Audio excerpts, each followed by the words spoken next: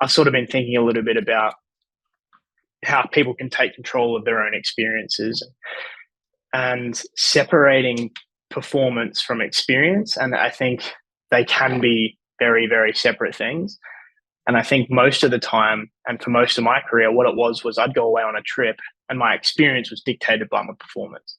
And what just by having a conversation with a younger athlete that was going to his first Australian trip, just having a conversation with him, I was like, I've never actually said that out loud, and I probably need to think about that a bit more myself.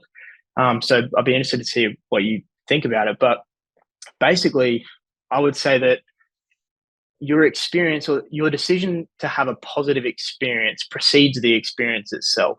So you decide that whatever you're going into and whatever experience or whatever thing you're about to do is going to be a positive experience, regardless of what happens. I think that's a decision that someone makes before they experience what it is.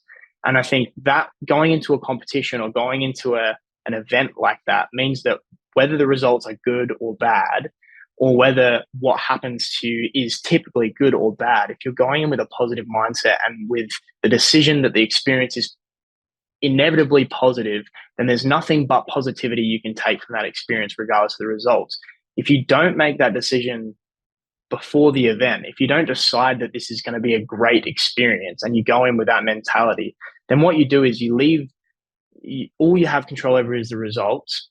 And if the results don't go your way, then the results are dictating your experience. And you walk away with this situation where you potentially didn't have great results. And because of that, you don't have a good experience. But in my experience with competitions and things like that, I can have a good competition and a bad experience. I can have a bad competition, a good experience. I can have good and good. I can have bad and bad.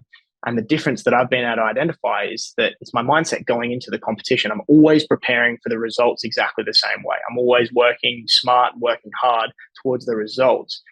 But it's when I actually have a diligent process of preparing for the experience as a whole, when I prepare for that and say, this is going to be such a good experience, then that's when I come out of it being like, wow, that was such a useful amount of information, a useful time that I had.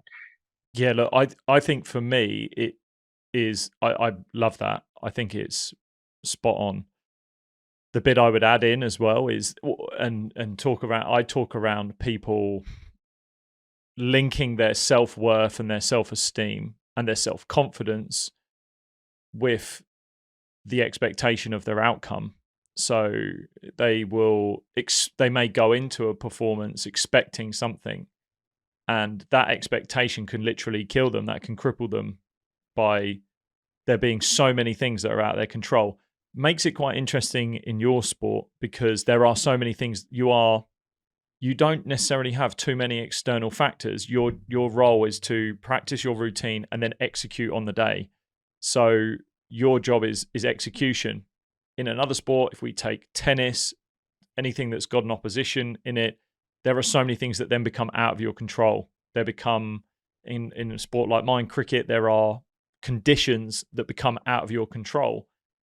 That needs a level of acceptance of what's going on there. But I love that you're talking about almost highlighting whatever this experience, this performance, how it goes, I can make this a good experience on the way I bring myself to that experience, that performance, and then see it as an experience. Because we so often will say in a performance that was a bad performance, therefore I am bad. And that's where we're linking our self-worth with our performance. It's I've had a bad performance, now I am bad.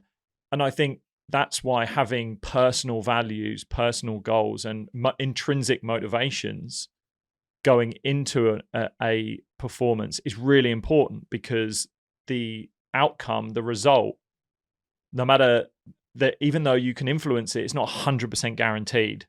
It's not 100% guaranteed. If you put in an amazing performance of your routine, you nail it 100% like on the day, and a competitor could suddenly have upped the difficulty and had their blinder of a day.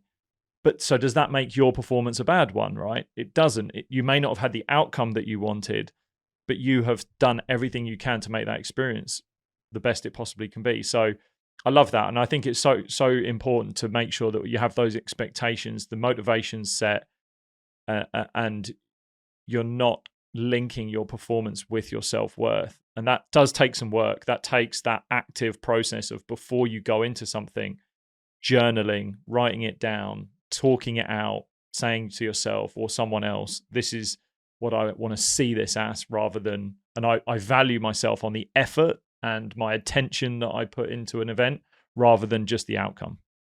Yeah, I think deciding that it's going to be inherently positive before it happens allows you to accept the things that you can't control. There will be, for instance, specifically for gymnastics trips, it might be, travel gets delayed, the food isn't the food you usually like to eat, your sleep gets interrupted, things like that. If you have expected it to be, if you're prepared for it to be a positive encounter with these things, then you'll do exactly that. You would attack these issues with a smile on your face, knowing that that's a positive thing, because whichever way you want to spin it, it might be it's making me more resilient, or this is just the way it's going to be. Every international trip that I've been on, something else has gone wrong. And every single time the next trip, make sure I adapt what I do, my preparation, and make sure I can adjust for that. That doesn't happen, something else happens.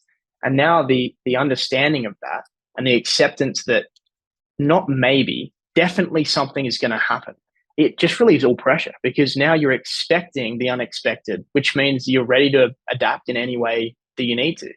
It's not, this has to be perfect. It's, well, how do we make whatever it is we get to, how do we make that perfect? Hey, if you've enjoyed that video, then you can click right here to watch the full unedited version of that episode. Also, don't forget to subscribe to this channel by clicking the button below. I'll see you soon.